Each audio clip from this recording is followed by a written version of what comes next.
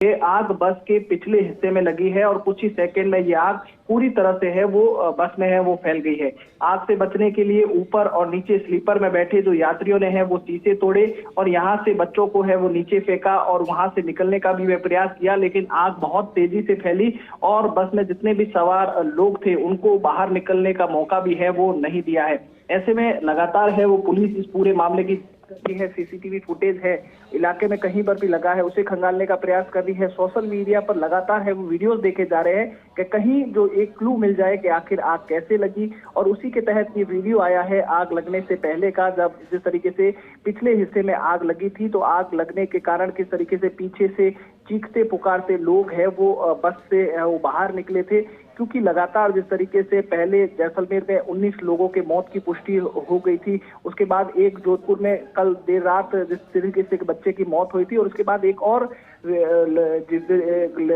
मौत हुई है। इसका मौत का आंकड़ा है वो लगातार है वो 21 तक है वो पहुंच चुका है और लगातार जिस तरीके से कई घायलों की जो स्थिति है वो बेहद नाजुक और क्रिटिकल है वो बनी हुई है और लगातार जिस तरीके से है वो फिट उनको रिकवर करने के लिए मेडिकल विभाग की टीम है वो लगातार प्रयास है वो कर रही है। जैसलमेर जिले में जिस तरीके से जहां पर ये घटना हुई कैसे हुई उसकी लगातार है वो रिपोर्ट तैयार की जा रही है। कमेटी का गठन किया गया है, कमेटी लगातार है वो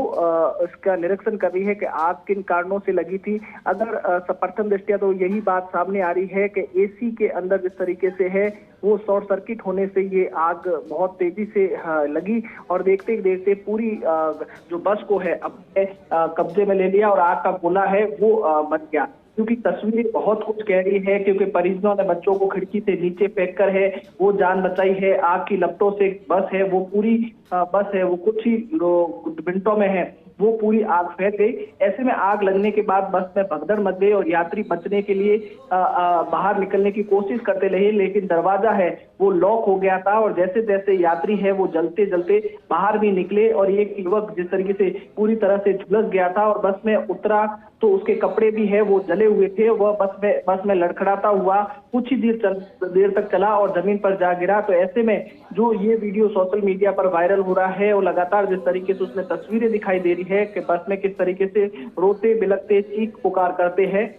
वो लोग बाहर निकल रहे हैं, क्योंकि बस कंपनी की लापरवाही है इस बात की है वो बात सामने आ रही है। और इस बस में इमरजेंसी गेट सबसे पीछे होता है और बहुत छोटा था जहां से लोगों का निकलना बहुत मुश्किल हो गया था। ऐसे में घायलों के परिजनों ने भी ये दावा किया है कि आग लगने के बाद भी ड्राइवर ने बस है वो नहीं रोकी थी, वहीं मेन गेट भी लॉक था। यदि ड्राइवर बस रोक देता और गेट खुल जाता तो कई लोगों की जान है वो बचाई है वो जा सकती थी। ऐसे में हादसे में प्रत्यक्षदर्शियों को भी है वो झकझोर सा है वो रख दिया है। हर किसी की आंखें इस घटना के बाद है वो नम हुई हुई है और उनका कहना है कि उस सीन को वो कभी भी भूल नहीं सकते हैं। झुलसते यात्री जान बचाने के लिए चलती बस से है वो कूदे थे। तो ऐसे में प्रत्यक्षदर्शी लगातार जिस तरीके से इस मामले को लेकर पुलिस को फीडबैक है वो दे रही है और पुलिस लगातार गहनता से जांच कर रही है कि आखिर हादसा और हादसे में सबसे बड़ी जो लापरवाही है वो किसकी रही है। क्योंकि एक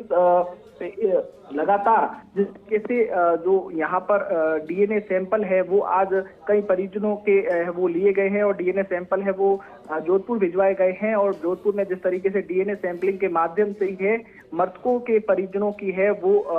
फर्क